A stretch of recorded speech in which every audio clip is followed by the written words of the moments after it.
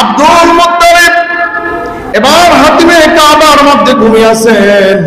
তিনি যখন স্বপ্নে দেখতে পেলেন, স্বপ্নের মধ্যে কে যেন তাকে তালকিন দিচ্ছে, আব্দুল মুত্তালিব তুমি বাররা খনন করো, আব্দুল মুত্তালিব তুমি মাজনুনা খনন করো, আব্দুল মুত্তালিব তুমি তাইয়্যিবা খনন করো, আব্দুল মুত্তালিব তুমি জমজম খনন করো।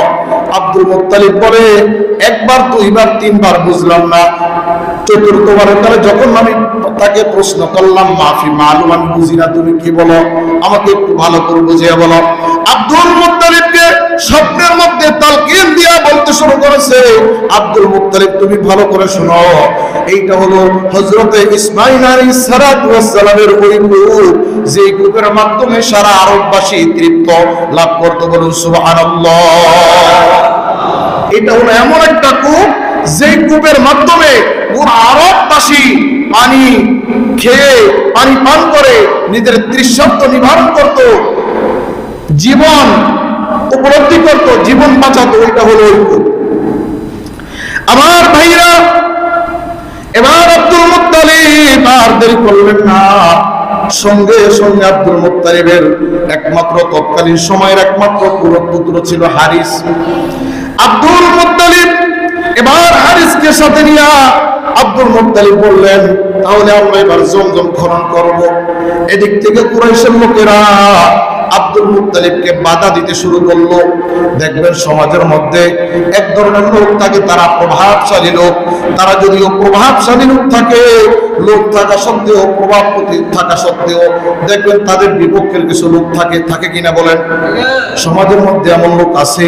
এই জন্য আব্দুল মুত্তালিব হলো তৎকালীন সময়ে বংশের মধ্যে একটা সম্ভ্রান্ত পরিবারের সন্তান। এবার আব্দুল মুত্তালিব তার বংশের লোকদের কাছে পরামর্শ চাইল, আমার বংশের লোকেরা তোমরা কি বলতে চাও? আমি তো বাপ দাদার পূর্বের হযরত ইসমাঈল আলাইহিস সালাতু ওয়াস সালামের সেই কূপটা আমি নতুন করে খনন করে বাস্তবায়ন করতে চাই।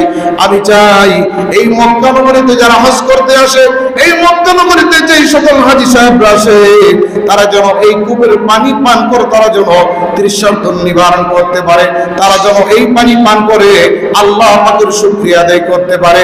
আমার ভাইরা, এবার কুরাইশ বংশের লোকেরা আব্দুল মুত্তালিবকে বাধা দিতে শুরু করলো। আব্দুল মুত্তালিব বলল, না না, তোমাদের বাধা আমি মানি না, আমি এই কূপ খনন করে ছাড়বো।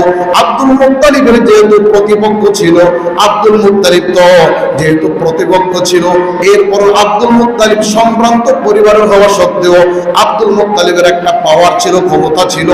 আব্দুল মুত্তালিব তৎকালীন সময় আল্লাহর নাম দিয়ে এবার খননের কাজ শুরু করলেন।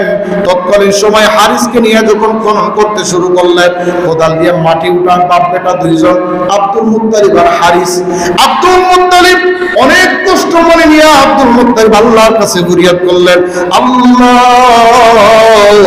এই কাবা শরীফকে সামনে রেখে আপনার কাছে বলতে চাই, ওগো আল্লাহ, আমার জীবনে যদি 10টা সন্তান, আমার জীবনে যদি 10টা ছেলে জীবিত হয়, দুনিয়া আগমন করে, এবং যদি তারা প্রতিপত্তিশালী হয়, তারা যদি ক্ষমতাশালী হয়, আর এই মক্কার রাজত্ব যদি আমার হাতে থাকে, তাহলে আমি আমার একটা সন্তানকে আপনার নামে কুরবান দিব, বলুন সুবহানাল্লাহ। আব্দুল মুত্তালিব মান্নত করে ফেললেন।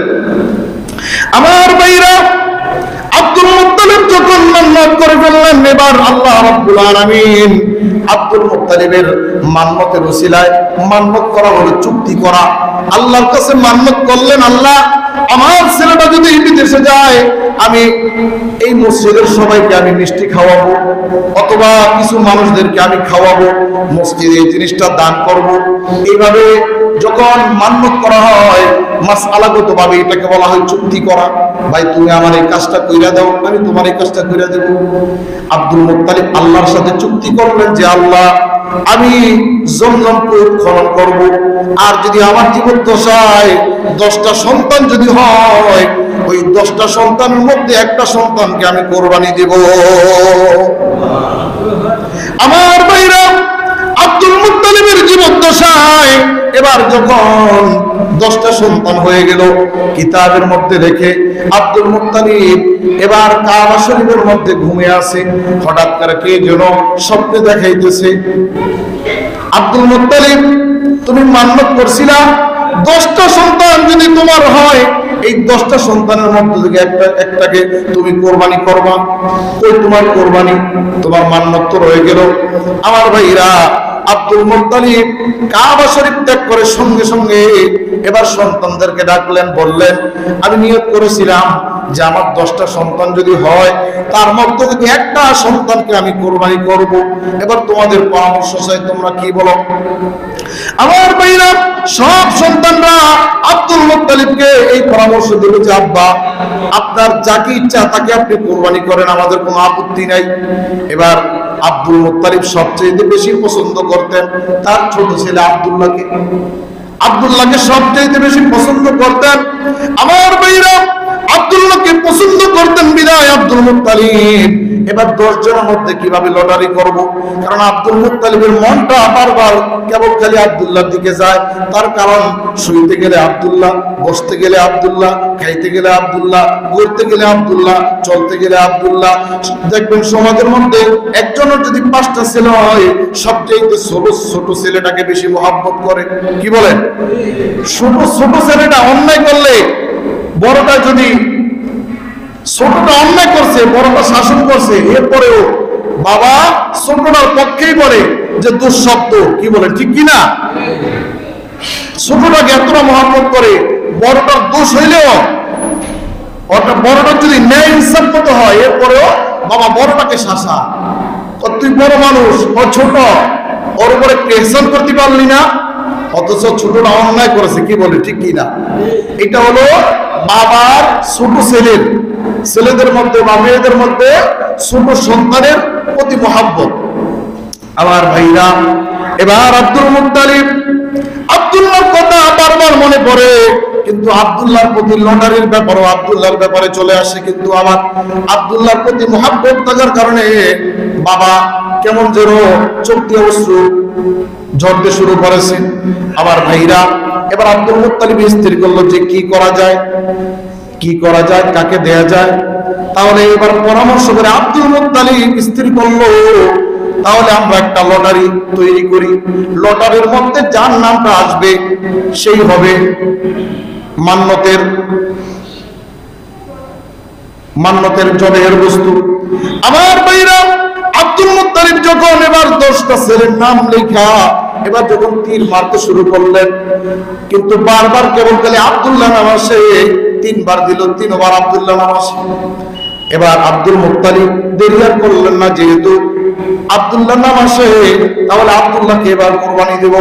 আমার ভাইরা, আব্দুল মুত্তালিব সঙ্গে সঙ্গে কিতাবের মধ্যে রেখে আব্দুল মুত্তালিব আব্দুল্লাহকে হাতে নিয়ে কাবা শরীফের চত্বরে চলে গেলেন। কিন্তু প্রতিমধ্যে তার আত্মীয় স্বজনরা সবাই বাধা দিল যে আব্দুল্লাহ এত সুন্দর চেহারার মধ্যে নূর ঝলমল করে, আব্দুল্লাহর চেহারার মধ্যে নূর ঝলমল করে, বয়স মাত্র 18 বছর। কত বছর? আব্দুল্লাহর বয়স তখন কিতাবের মধ্যে লেখে 18 বছর। মত আছে কয়েকটা। আল্লামা জালালউদ্দিন সুয়ুতী রাহমাতুল্লাহি আলাইহি তাফসীরে জালালাইন শরীফের লেখক, তিনি লিখছেন 3টা মত আছে। একটা হলো 30 বছর, 25 বছর, 28 বছর। কিন্তু সর্বসম্মতিক্রমে যেটার উপর রায় হয়েছে, এটা হলো তার বয়স ছিল 18 বছর। কত বছর? আমার ভাইরা, আব্দুল মুত্তালিব এবার কাবা চত্বরে আব্দুল্লাহকে নিয়ে চলে গেলেন।